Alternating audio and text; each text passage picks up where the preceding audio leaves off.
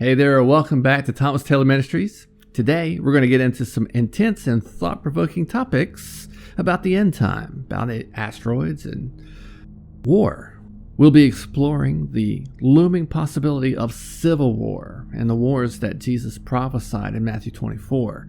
We'll also be discussing the efforts of space agencies to deflect and redirect asteroids heading toward the Earth, and see how these plans align with what the Bible says.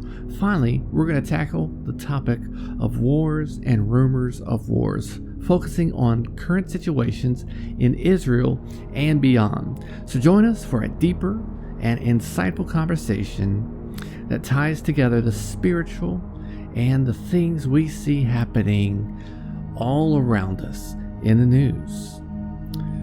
Just so you know, you can find more resources at thomastaylorministries.org. That's thomastaylorministries.org. And there's also lots of other places you can find me. You can find me at YouTube. Just look for Wormwood Asteroid channel. Full videos are not available there. You must go to the description and click the link to the full video found at Rumble, because I'm being censored and my content is being pulled from YouTube. You can find me on Vimeo. Just search for Wormwood Asteroid. You can also find me on Rumble, BitChute, and Roku, but there you're going to search for End Time Prophecy. 3 words, End Time Prophecy. And my channel always has that little asteroid icon. So I ask you to please consider supporting the ministry. You can go to Thomas Taylor Ministries, and I do need your support. If everybody would just give like $3, $4, maybe $5, my entire channel would be paid for. And I do want to have it paid for to produce the best possible videos and keep you up to date with what's happening with prophecy updates and what the Bible teaches. And so I want to say a big thank you to all my supporters. You help me do what I do, and I really appreciate it so very much. We want to get the gospel out to the nations in these final days. These are the days of the final harvest.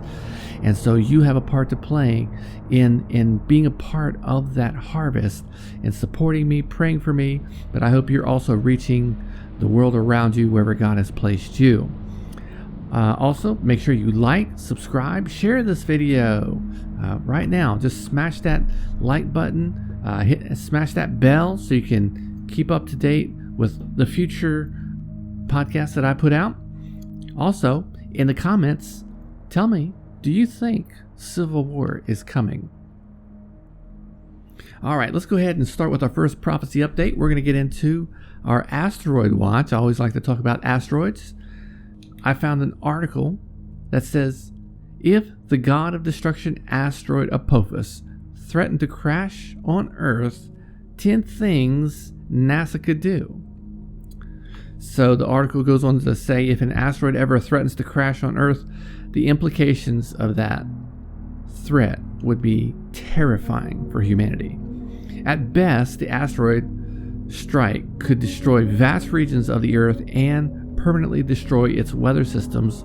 For a long time, asteroid Apophis, the so-called god of destruction, had been threatening to collide with the Earth.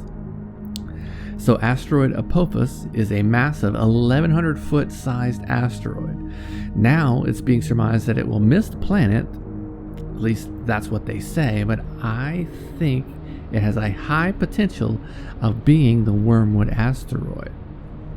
But asteroid Apophis will have a close approach to Earth, and they say it will come within 32,000 kilometers to the Earth. That is a terrifying prospect, as it will get closer than our own satellites and 10 times closer than the moon. And the moon's about 384,000 kilometers away. This asteroid Apophis was first found in 2004 and predicted to crash into the Earth April 13th, 2029, just 5 years from now. However, they say that better measurements have taken place and it's not going to hit us now. But what about the margin of error? I think that's something that they need to really consider. Instead of telling us it's not going to hit us, it's not going to hit us.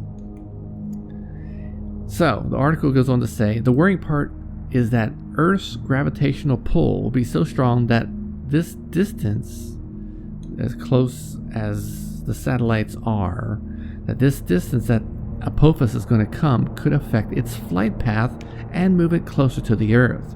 On April 13th, in the year 2029, this asteroid named Apophis. So we know for certain that Apophis, on Friday the 13th, April 2029, it's the size of the Rose Bowl. It'll get close enough to Earth that it will dip below Earth's communication satellites. It'll be the biggest, closest thing ever to come known to come near Earth.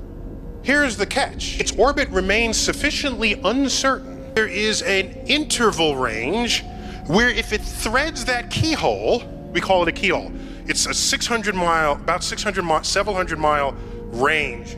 If its orbit goes through that range, Earth's gravity will be just right, or rather, just wrong, so that it will alter its orbit so that it will hit us 7 years later. They say there's many other solutions available that may or may not make sense to use against asteroids that threaten to strike the Earth.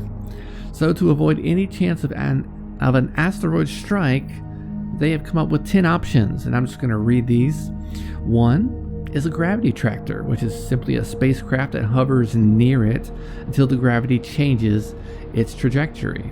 A second option is a kinetic impactor, which is where a spacecraft will fly into it at a very high speed, again changing its direction. A third option is nuclear explosives. They could send a nuclear device to hit it or detonate close to it, again trying to change the trajectory.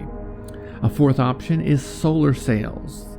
They think they could use large sails that'll attach to it, which over time the sun will hit the sails and change the trajectory. There's also the option of an ion beam, which emits ions from a spacecraft that's going to fly close to it, and hopefully the ions will push it off course.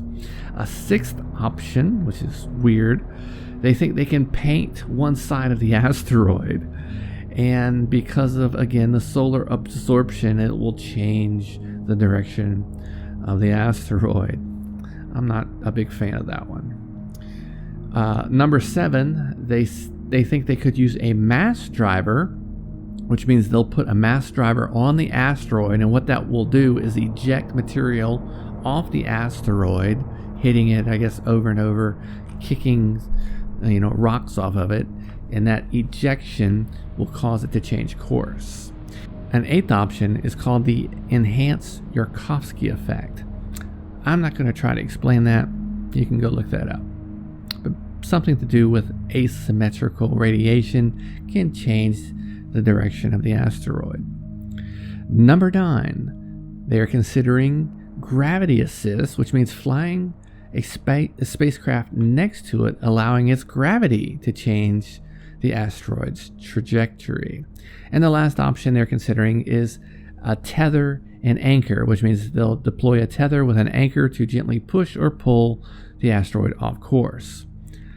Well, the Bible shows us in Revelation 8, the asteroid seems to break apart for some reason, causing devastation in different environments. The first 4 trumpets of Revelation are where this asteroid will affect 4 different environments.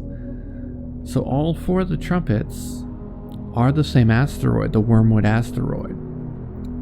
And so number 1 teaches us that the asteroid will destroy land, trees, and grass.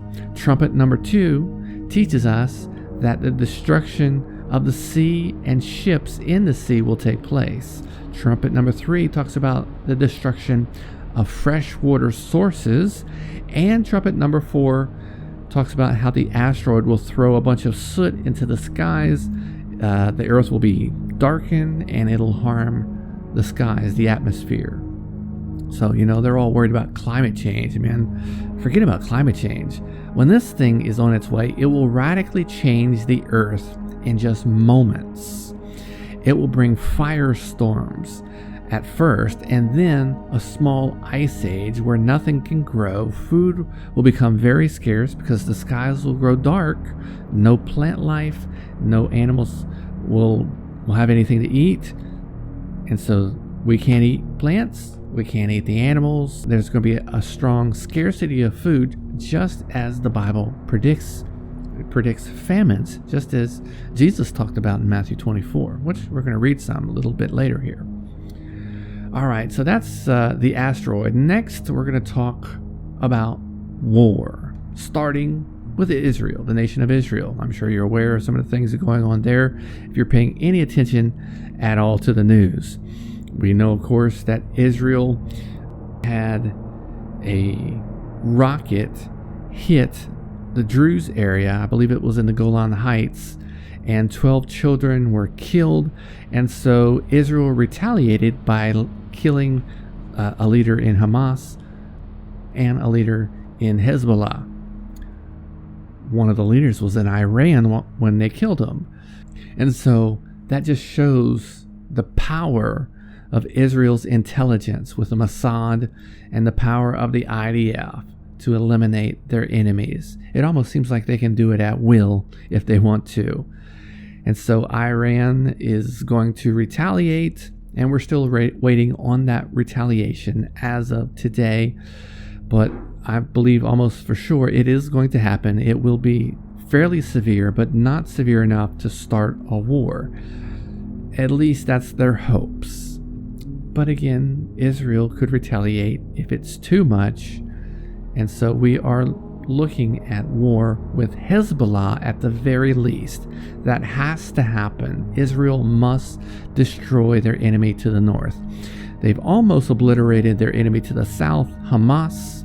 There's still some work to do there. There's still some tunnels, and Hamas has one brigade there, and they still have some work to do there. But for the most part, they've destroyed most of their capabilities, but not all. So Israel still has to be concerned about the south with Hamas, but they're about to go to war with a much bigger enemy, about 10 times bigger than Hamas, with many more rockets, much more well-funded, and that's Hezbollah. And of course, they're funded and controlled by Iran. So Iran is going to send all kinds of things. They're going to send rockets, drones, and things like that. They could send things from Syria, from Iran, from the West Bank, from Hezbollah and Lebanon in the north. And so Israel has a multi-front war that they are facing, and they say they're ready to do it. And I kind of don't blame them. It's been long enough that they haven't dealt with their enemies, and so they need to do something very serious. And so we're going to get into what the Bible prophesies about that.